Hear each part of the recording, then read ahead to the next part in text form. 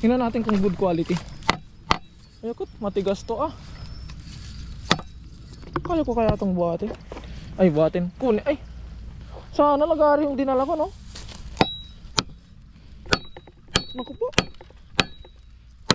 Hindi kaya. Tabi-tabi po, mangangawayan lang po ako.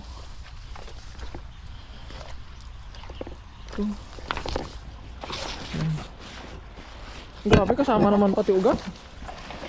Ah, sana maganda to. Kaso nga lang, ang tanong,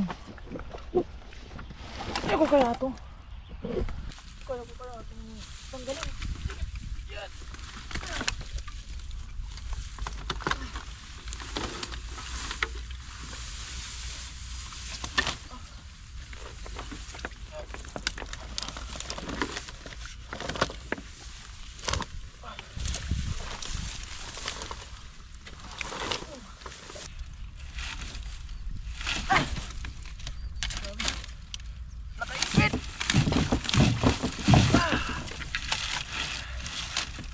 Tanggal.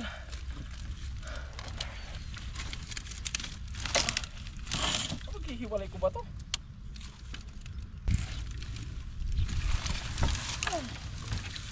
Tanggal ko na. Yes! Katanggal na. Hindi naman mga katunying oh. Jumbo. Wala dito. Hanggang doon. Ang malaking katanungan dito mga katunying, kung kaya ko bang dalhin doon sa may tubig. Kasi kung madala ko doon sa may tubig to, makukuha ko na siya.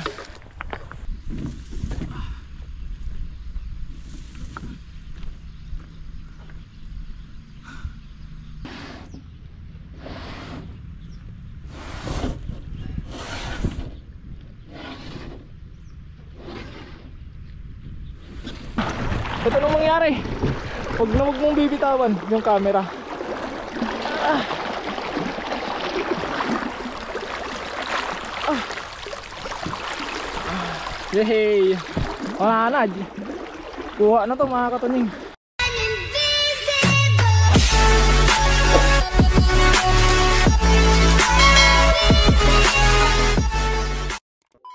So what's up mga katunying, another day, another vlog, at welcome back sa ating YouTube channel. At syempre gagawa na naman tayo for today's video ng panibagong content. At ngayong araw mga katunying ay nagagrass cutter tayo.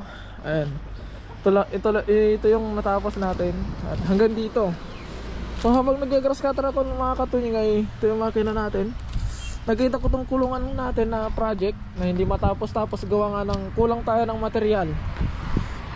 At pinaplano kong bumili ng bagong manok mga katunying, dahil yung manok na alaga natin na dalawa doon ay isang lalaki tsaka isang babae yung natira. Kaya ayokong katayin yon, dahil gusto kong magpaitlog ng manok. Kaya bala kong bumili ng sisiw mga katunying sa mga susunod na araw, at kailangan ko tong tapusin. Yan. At yung pag-grass cutter natin ay saglit lang naman, kasi hanggang dito lang naman yon.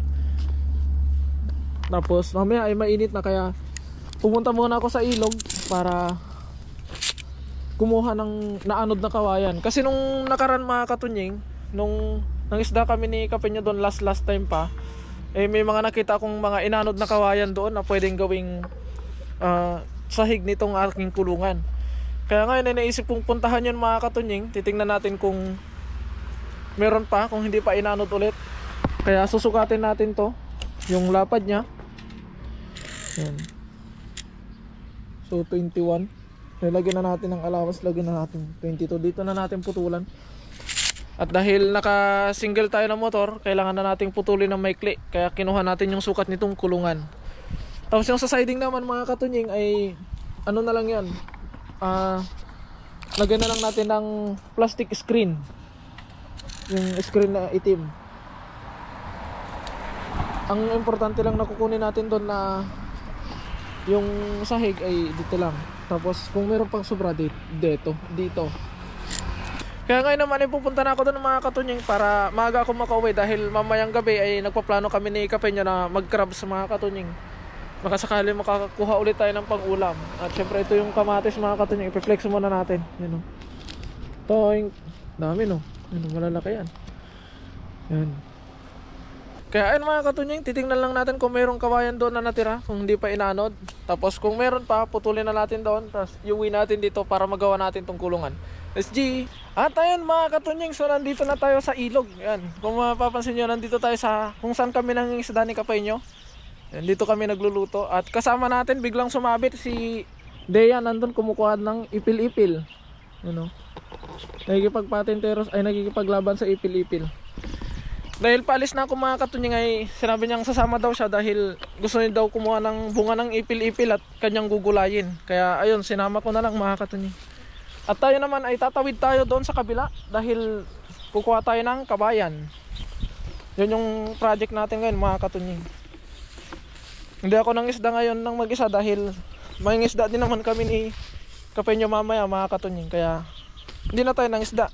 Kuha na lang tayo ng kawayan. Tatawid tayo dito. Uy, grabe ang lamig. At ayun, nakatawid na tayo mga katunying. Hanggang tuhod lang yung tubig. At nandiyan yung maraming kawayan.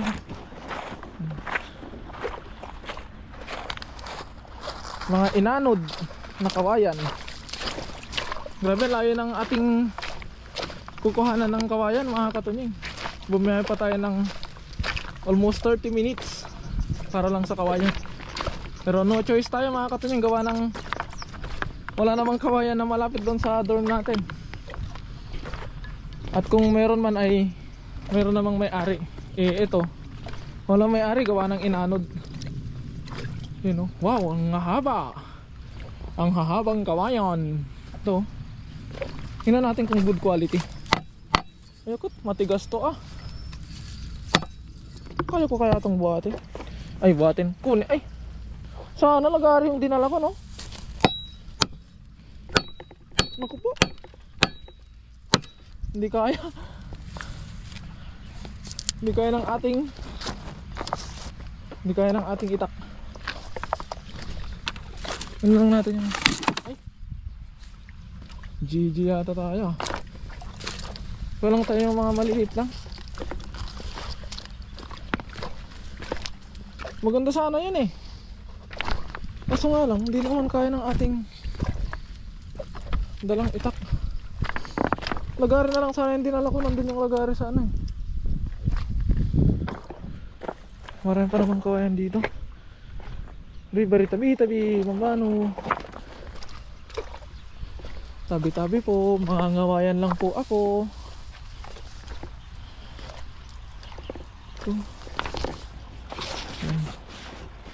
Grabe, kasama naman pati ugat. Ah, sana maganda to. Kaso nga lang, ang tanong,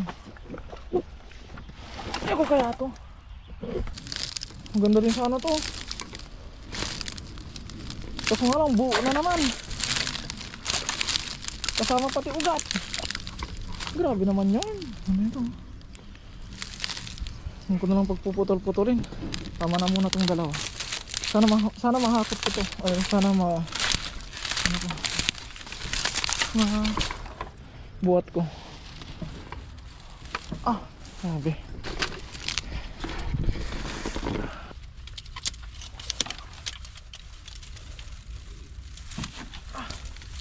Kaya siguro to. Yakang-yaka siguro to.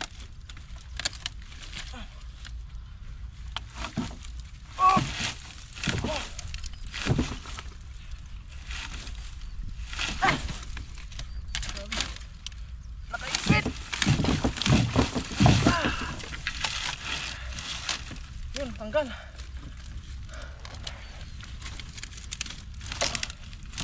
Maghihiwalay ko ba to?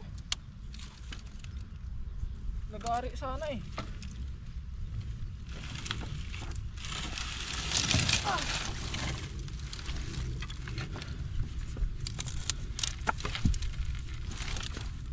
Yeah. Naipit kasi. Tanggal ko na. Yes! Katanggal na. Tingnan naman mga katunying oh. Jumbo. Wala dito. Hanggang doon. Ang malaking katanungan dito mga katunying, kung kaya ko bang dalhin doon sa may tubig. Kasi kung madala ko doon sa may tubig to, makukuha ko na siya. Dahil tutungtungin na lang natin sa tubig kasama yung dalawa doon.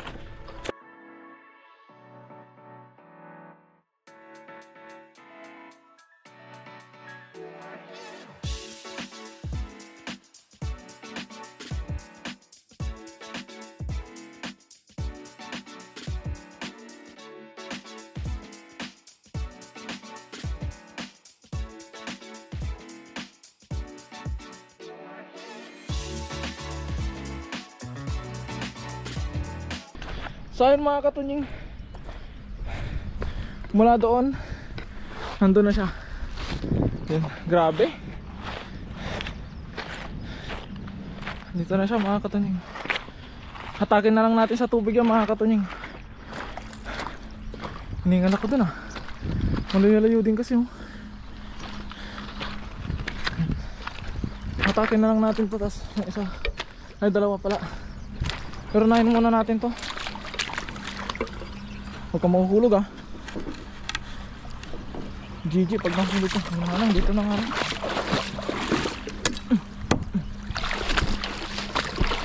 Hatak.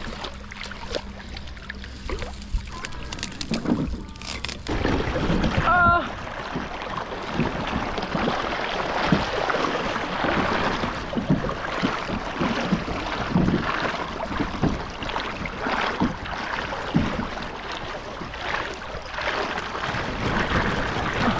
Ito nung mangyari. Huwag mong bibitawan yung camera. Ah. Ah. Yehey. Wala na. Kuha na to mga katunying. What? Yeah.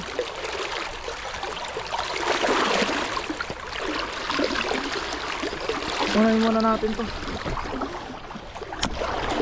Puputulin ko yung ugat niya para mayakyat ko. Grabe, kakahingal ng tawid. Kabigat eh.